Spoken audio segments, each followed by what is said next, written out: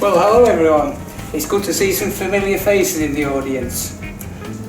I first came to Broadway in 1980 and bought this book, Looking at Furniture, written by Gordon Russell, and actually signed by him too.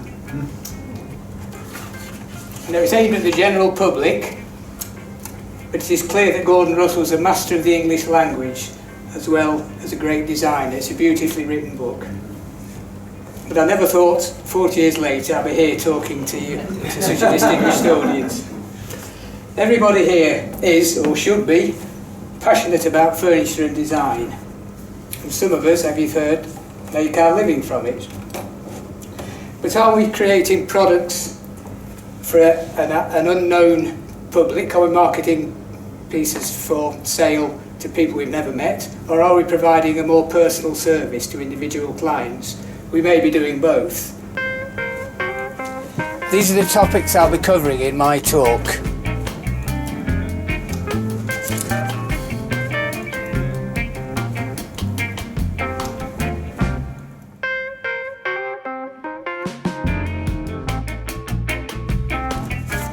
Let's turn the clock back to 1977.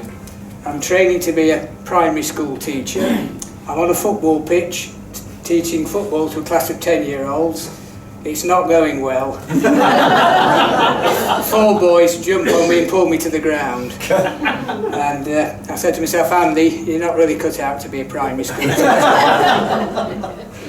At this stage, I should say I did actually go back to college and complete the course years later, and I don't mind. We laugh at it about it now, because I think sometimes it's good to fail at things, because it spurs us on to success when we find something we actually can do. So I went home and I pondering the future, and I happened to find a magazine, so I think it was Derbyshire Life or one of these sort of county magazines. There was an article about a local furniture making firm, and it suddenly occurred to me, maybe I could be a furniture maker, because I'd always been interested in making things at school. And I came from a sort of a furniture making background. My dad was a woodwork teacher and technical drawing teacher. He's been described by a number of people as an inspirational teacher, and a number of his students went on to become woodwork teachers and furniture makers. Taught Peter Sefton, who's here tonight, who also became an eminent furniture maker and teacher, so there's a sort of a connection. So I said to Dad, can I just see if I'm any good at this? And I started, he gave me some pre-prepared timber, and then he showed me how to mark it out, and I made a little box, and I found I could do this. And from that moment I was absolutely hooked on furniture and woodwork, and I spent the next 3 years doing a sort of a informal apprenticeship, if you like, with my dad. I know being taught by one's own father isn't ideal. I did try to get an apprenticeship, but at 20 I was already too old. But one thing I didn't know anything about was selling furniture. And I had absolutely no real idea of how to go about this. My initial idea was to try and design a simple range of furniture based on on arts and crafts principles, based on solid timber, through jointing, the sort of work that Jimson and the Barneses were doing in the early part of the last century. At that point I couldn't possibly consider myself as a designer, but I certainly aspired to be one. So I got in touch with Heels and 1 or 2 other firms. Absolutely no interest whatsoever. Hardly surprising really, as a 24-year-old with no experience in sales. But I did have a bit more success with a gallery called the Prescott Gallery, which is in Banbury. Run by a woman called Anne Hartree, and she said she was interested in seeing my work. I took a piece down, which is actually a wall-mounted corner cabinet, and it sold. And I asked her, I thought, this is fantastic, would you like another one? She said, oh no, I only want one-offs, I'm not interested in stock. I thought this is a strange way to run a business. I mean, what other shop would sell something and not want another? But I realised at the time she was interested in promoting artist craftsmen and people who only ever made one-offs, which appealed to an exclusive market and which had a very high price tag. I know this is something that concerns Jeremy quite strongly, whether we should be catering for that sort of market or a more general market. But one of the lasting benefits of going to Prescott was that it introduced me to a lot of modern contemporary design. There was work there by Rupert Williamson, Richard Latrobe Bateman, people like that who were sort of active in the early 80s, and a guy called Jeremy Brune. I don't know what happened to him. He had a zigzag table there. I also had at that time, I got in touch with a local gallery, which is no longer in existence, nor is the Prescott Gallery. I think Anne Harter is now dead. She, not long after I exhibited there, closed because it hadn't occurred to me at the time that the reason she didn't want repeats is probably she maybe didn't need the income, she maybe didn't actually need the money.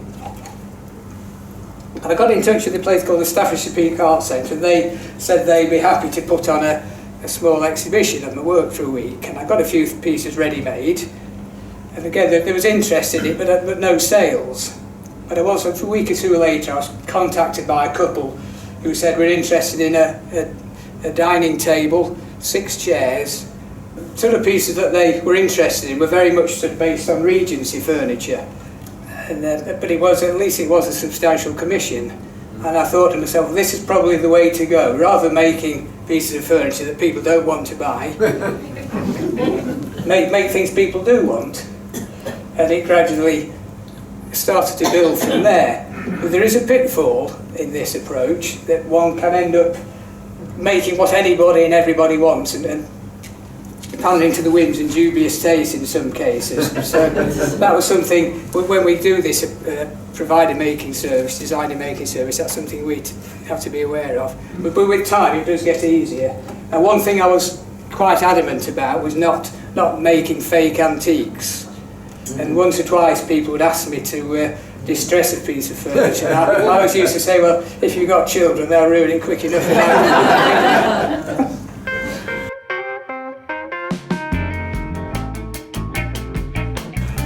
The 2 pieces on the screen here, they're actually a commission. They're only quite small, only about 400 millimetres in diameter. And I would say, left to my own devices, that's very much the sort of thing I would come up with. It was a commission for 2 small tables in 2 of my favourite timbers, Ripple Sycamore and English Walnut. And the actual construction of it is, it's not just 4 pieces joined together. The core of it is a circle of 18mm thick birch ply with a rim of sycamore with a facing or veneer, a sawn veneer on each side.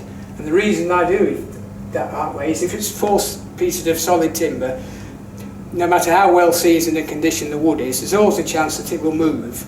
And that's a favourite theme of mine, the through dovetail, which is many people see it as the epitome of fine woodworking. Whether it's true or not, I don't know, but people like to see them, and in a situation like that, it not only looks good, but it's an extremely strong joint. When we're setting up a business or any sort of venture, is to look at our strengths and weaknesses. Now, I don't consider myself to be an innovator. I find it hard to come up with fresh ideas. And I see my work very much as being part of and hopefully a continuation of the English furniture making tradition as sort of reinvented almost by the arts and crafts movement, who went right back to basics and based their furniture on structures and jointing and so on, and used that often to great decorative effect. And I think the modern furniture, British furniture tradition, it's absorbed other elements, Art Deco and lots of foreign influences. And my work, and I hope that as I've developed and hopefully developed as a designer, has been very much one of evolution, not revolution.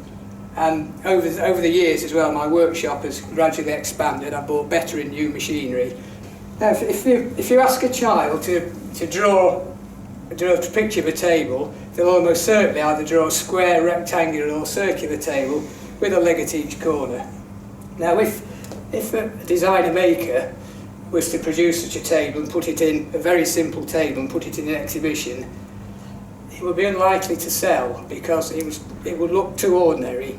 It may be beautifully made, better made than anything from a shop, but it wouldn't have anything beyond that to commend it.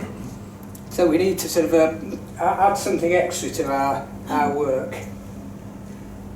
Now according to Jeremy Myerson's book about John Makepeace, in 1965, John Makepeace designed a range of furniture I think for sale through Habitat. And it was there's a photo of one of them on the left hand side. And it was very industrial looking. It got rave reviews in the design world, but didn't sell because it had a handmade price tag, but looked industrially made. And as we know, John went on to become an internationally well-known designer, making work that was anything but industrial looking. And Martin Grierson, who's pictured on the right, he summed this up very well in an article about design and making. He said, a piece from a small workshop, a bespoke piece, has to look as if it's value for money. And you can see in that chair there, which is made in brown oak by the look of it, it's got a highly sculptural appearance, difficult to make by machine, I would guess, or probably with CNC equipment it will be easier to do these days, but it's very much a handmade, bespoke piece. And it certainly looks value for money. Anybody looking at that would think, well, that no wonder it's got the price tag it has, because of the huge amount of skill work goes into that. And the challenge for designers is to make a piece which does have this visual interest without becoming too elaborate. It's possible as well to go too far, to over detail a piece. If somebody came to me, as often happens, or any of us make, or to Sean or to Peter, and only wants a simple table, but wants it a specific size, they can't find anything in a shop that'll do the job, then that instantly makes it value for money. And if we can then further personalise it, maybe through some, and it doesn't have to be anything too outrageous, it might be just some detailed jointing or some chamfering which lifts it beyond the ordinary, or we may be able to pick up an architectural detail in the room or some other decorative theme which will personalise that to that client and encourage them to go ahead and buy it.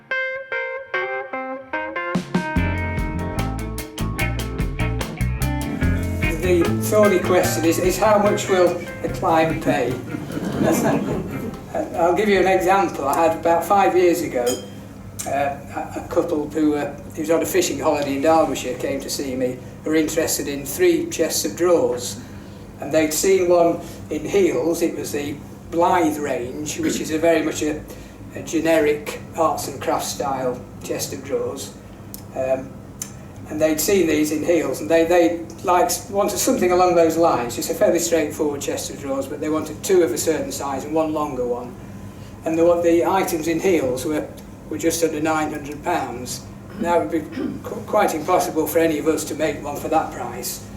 And a lot of the general public just aren't aware why work from a furniture workshop costs what it does, because, as we know, most furniture in retail shops is mass-produced, made on expensive machines which can repeat things over and over again. Often in these days it's made abroad, which lowers the cost. In the Far East, for instance, where costs are much lower. But I always keep a record of everything I've ever made, and I realised, looking at a previous piece, I could reduce the price by making small changes to the work, and I was actually able to make these pieces and make them pay for just under £3,000 each. But that was very much his limit, and anything more than that, the job wouldn't go ahead. But the way I was able to reduce the cost was I machined all the components. Every piece was a standard size. I was able to machine plane the thickness of the timber, rip it, prepare it very efficiently. And rather than using cedar of Lebanon for the drawer bottoms, I used pre-veneered ply, and it just had a plain MDF back. And that's the way I was able to get the price down. And in a way, I found them quite satisfying to do.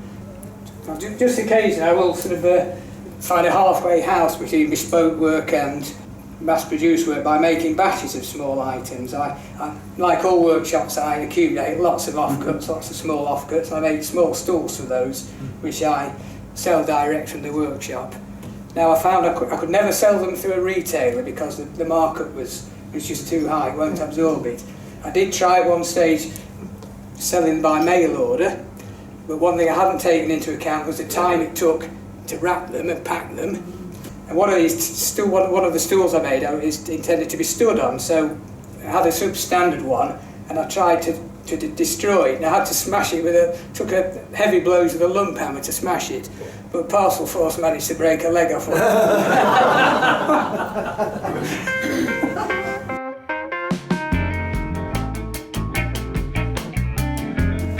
serving the client. I'm looking at my workshops on the B road in Grindleford, village of Grindleford. It's on the road from Bakewell to Hathersage up the Hope Valley, and I get a lot of people driving past during the day. A lot of my clients are from people who have actually just driven past the workshop and called in. But who are these people? What sort of people buy my work? They're overwhelmingly well-educated professional people. I tend not to get celebrities or rock stars because my work's not flamboyant enough. It needs a bit of thought on some of my work. It doesn't jump out at you. It's not flashy enough. So my clients tend to be from that sort of background who are comfortably off, but certainly not rich. And one of the ways I attract visitors is I've got a small window and I have usually a chair or some other item in the front. Now there's a downside to having a workshop in a prominent position like mine, is that as well as a call that we do want, I'm inundated by people who have no intention or interest in ever buying it. I think I've got a genius for attracting people with no money. Hikers with muddy boots and wet dogs, amateurs who want to just call in for a chat. And I can always tell the amateurs because they can always identify the timbers. Yeah. And when I've had a guy working for me recently, and he said, there's no other walk of life where you could just walk into somebody's workplace and start chatting and think you've got an hour to spend passing the time of the day. Now, how do I go about a serious inquiry, whether it's for a single piece or a complete room scheme? I can usually tell within a few minutes if somebody's a serious client. One just gets a feel for it, whether they're really likely to go ahead with the commission. I'm not a natural salesman. I think not many furniture makers are. But what we can do is, at least we can be knowledgeable and enthusiastic about our work, and that goes a long way to helping sell it. And I like to get as much, as part of the sort of service I provide, to get as much information as possible about what the piece has to do, what it's got to look like, the sort of timber they're interested in. I can show them photographs and so on of other work I've done. There'll be things that they like, things that they don't like. They may have their own individual ideas, which we can use as a starting point for the design. And the next thing I'll try and do, at as early a stage as possible, I'll try and give them a fairly rough idea of the cost of the work. No point spending many hours designing a piece only for them to say, I'm sorry, it's more than we thought. And the next stage, for me, is the design process. I always like to draw the piece out to scale for my own benefit, and then I will then refine that, possibly through making scale models, and I will always give them a drawing, either elevations or a perspective view, which is an artist's impression. What I don't like to give them too literal a drawing. It's a pretty clear idea what it will look like. In a way, for me, if I was to do, that's why I do everything on a traditional drawing board, rather than presenting them with something done on a computer that almost looks like a photograph of the finished thing. And I like to invite people along to the workshop if it's practical, so that they feel involved in it, and maybe we can make a final decision together on some detail which needs to be resolved. And final thing, probably most important of all, is I never go ahead with a job until I've got a deposit. That's essential. It's a two-way commitment. It means I can cover the cost of the materials, and it means they're committed to it then. They're serious about going ahead with it. They're unlikely to pull out if they've paid a substantial deposit. And while the job goes on, with big jobs I always like to ask for a stage payment as well, which makes it spreads the payment for them, and it means I've got a regular income coming in.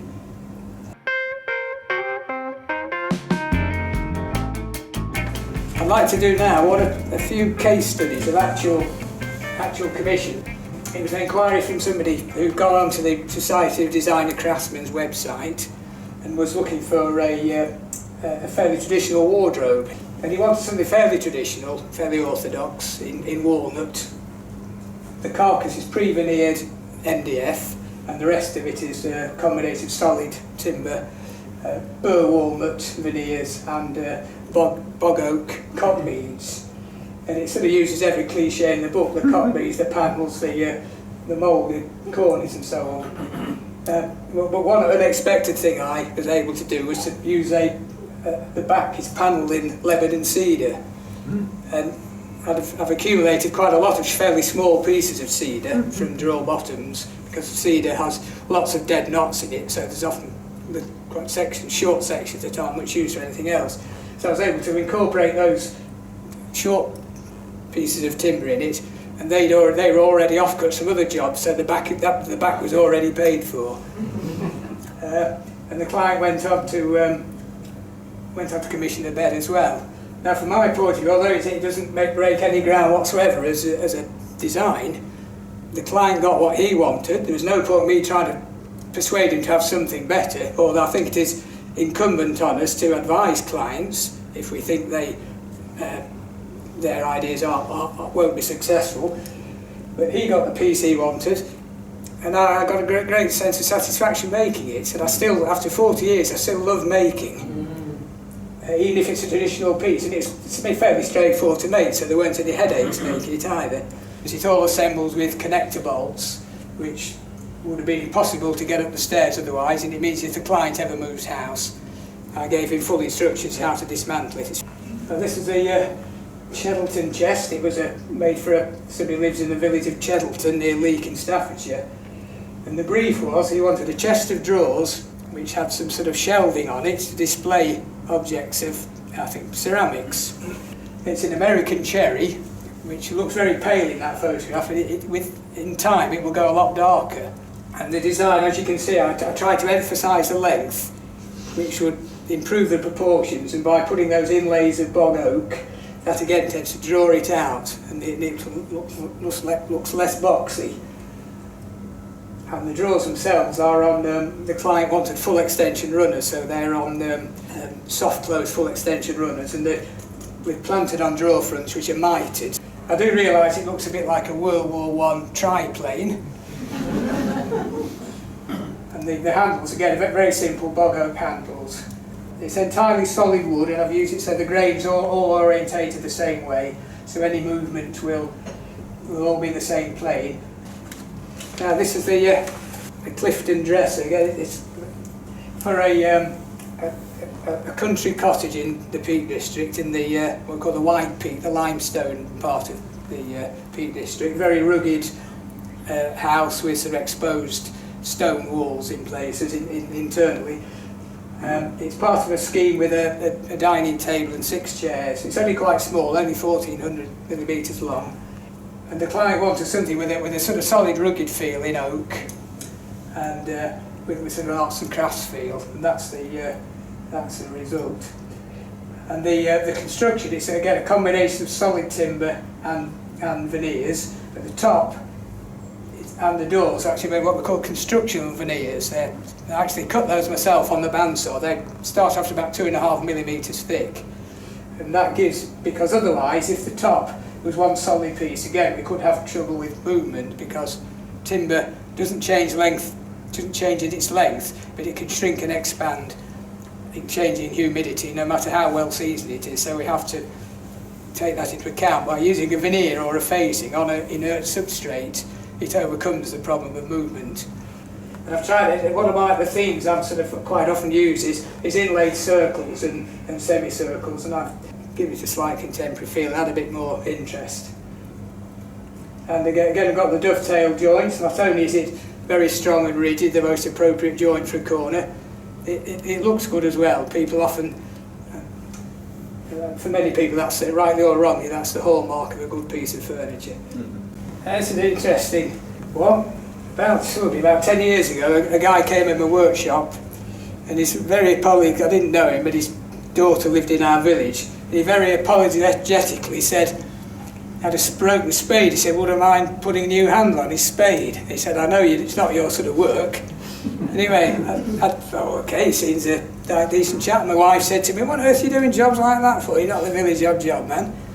Anyway, 5 years later, the same guy returns. He said, I've had a house built in Sheffield, he said, I need a new dining table. I know, well, that's that guy who made a Miss Spade. So, don't turn a job down just because you think it's not worth it, you don't know where to lead.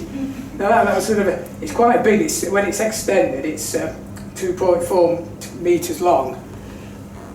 And it's technically quite tricky because the whole thing had to be rigid when it's extended. And the principle it works on is the sort of butterfly mechanism where the two central leaves fold over and then the outer leaves slide together. The first thing I always ask somebody if they say they need an extending table is, does it have to extend? Because if you only use it once every 5 years, don't bother. It'll cost you less, it'll be easy for me to make, and I'll make more of a profit on it, but I don't tell them that. So, and if you need to, just have a piece of plywood that you keep in your garage, put a sheet up, put a tablecloth over it if you only use it now and again. But these people do a lot of entertaining. I said, yes, we do, really does have to extend. The timber is oak, it's the underframe is solid oak, the top is constructional veneers which I cut from the same board with a laminated rim, and the detailing in the middle and the cross banding is laburnum, which is not really commercial timber. Historically it was often used as oysters, which are sliced through the, and here I've used it in the straight grain form. When I was looking at some of the other furniture in the guy's house, I noticed he had an antique cabinet with this sort of geometric parquetry inlay. And I thought that would be a good thing to incorporate in this table, to sort of link it together with this existing work. One of the problems I had with it, in order to keep it rigid, was the sliding mechanism to keep the table rigid when it was open. Eventually I sourced some from a firm called Accuride, who make extension runners, high quality ball bearing extension runners. And these were sort of really intended for industrial use, for sorts of cabinets that mechanics use to have in tool chests and that sort of thing. So very heavy duty, but extremely rigid. So even when the table's fully extended, it doesn't flex at all, it doesn't shimmy about. So technically it was a challenge, but great fun to make. Now at this stage you'll no doubt be sick to death of me hearing me talk about my work. Now this is a piece by Sean Feely, who's here tonight. And I asked him to give me a few details about this piece to use to see how another maker goes about designing and making a bespoke piece.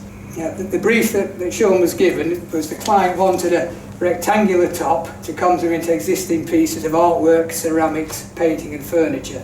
And the flat top was to display objet d'art. And so I think that to me would be a sort of quite an open, quite a creative brief. It's not too prescriptive, it gives Sean plenty of scope to come up with something interesting. And what Sean's done, something many of us do, is because it's hard to come up with new ideas, or I find it so anyway, Sean used an existing theme of his, which is a series of strips of furniture, of timber, arranged in different patterns, in this case a sort of a fan shape, to give this sort of stunning, flowing effect. And the way Sean went about it was, he prepared scale drawings, much the same as I do. He made a scale model for himself to evaluate, and then from that, when he was sure that everything would work, he then had the confidence to do a presentation drawing and a model or maquette to present the client, who went ahead without any modification. So it's interesting that Sean didn't do that on order. He does use CAD, but in this case he did a hand-drawn, hand-coloured drawing with watercolour drawing. And the sort of thing, the clients love things like that because there's so few people now do hand drawings, and to be presented with a drawing like that, hand and drawing, was a sort of precursor to this fantastic table. And the way it was made, there are 18 slats which are of different length arranged in this fan table. The timber is sycamore. The reason it's called the Acer table, from the Latin name for sycamore, Acer pseudoplantanus. I think it's always good to give a name to a piece of furniture. It gives that extra personality to it. And the timber itself was converted from the log into boards under Sean's supervision, and he seasoned it himself in his own workshop. So commitment to quality all the way through. Sycamore is one of those timbers. It has to be seasoned very on end, otherwise you get stick marks and discoloration. And it's for sycamore to be effective, it has to It has to be pure white. Sycamore's, in some ways it's fairly easy to work, but in other ways it's one of the most challenging timbers because you've absolutely nowhere to hide. If you make a piece of furniture out of walnut and make a mistake, it's easy to insert a piece and disguise the mistake. Not that any of us would ever make a mistake, but with Sycamore you've absolutely nowhere to hide. If a joint, the shoulder of a joint or some other aspect of it isn't absolutely tight and perfect, it will be obvious. And because it has such a fine, silky, lustrous grain, it really demands to have a high finish. Can't be left from the plane, as we often do with oak. Sycamore needs a pretty much perfect finish. Now this piece was awarded the Bespoke Gilmark number 436. Now, for anybody who doesn't know, the Bespoke Gilmark scheme is awarded by the Furniture Makers Company, and I've served on the Gilmark committee. And believe me, to get a Gilmark, it really has to be absolutely flawless. So we can assume that table is a stunning piece as it is. But that's pretty much it from me.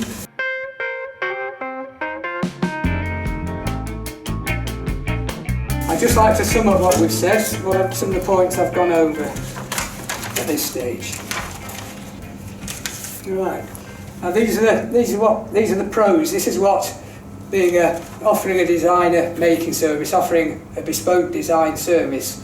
This is what it's got going for it. Working with clients on new jobs is constantly stimulating and interesting. It never gets boring. Every job's new and different and fresh. It's easier to get a realistic price because we're dealing direct with the client, not through middlemen or galleries, which have their place. Galleries are great for publicity, but working directly with the client means we can get the full price. There's nobody else wanting a slice of the profits. But it also has downsides. There's what I mentioned earlier, the trap of not progressing as a designer because we're too worried about losing a job. If times are hard, we end up doing anything and everything, even if it's not what we really believe in. Every job is a prototype, and we have to make jigs and formers which may never be used again, and that's all the hidden costs which has to be absorbed in the piece. And then we have the practical thing of storing all the offcuts. If we make furniture just in oak or American cherry, we only need to stock one or two species. We can always find room for the offcuts. But when we work in lots of species, we may have to buy in timber, especially for that job, which we've never used before. We always have to buy more timber than will actually end up in the finished job because of the wastage factor, piece of timber that have natural defects in. So we're left with all these offcuts, which are too good to scrap, but we've got to find space for them. There's the high cost of setting up a workshop. If one's making one or two simple products, you can get away with having far less in the way of specialist equipment. In order to provide the service that we do, we need a fairly spacious workshop, lots of storage space, and quite an array of equipment to do the donkey work and for specialist applications. It's an expensive job to set up a workshop. So that's about it from me. We'll have a 5-minute break now, and then Jeremy will give his half of the talk, and then following that we'll have a question and answer session. So thank you very much for listening.